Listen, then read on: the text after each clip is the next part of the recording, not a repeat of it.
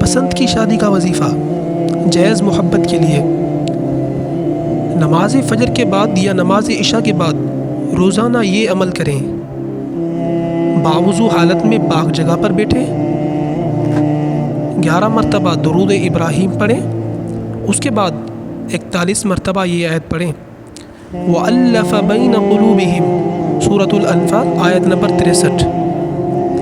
آخر میں پھر 11 مرتبہ درود ابراہیم پڑھیں، پھر اپنے مقصد محبت بھری شادی کے لیے اللہ سے دعا مانگیں۔ اس میں ہدایت یہ ہے کہ یہ عمل صرف جائز محبت اور نکاح کی نیت سے کریں، کسی کو نقصان پہنچانے یا جادو جیسی نیت سے ہرگز نہ کریں۔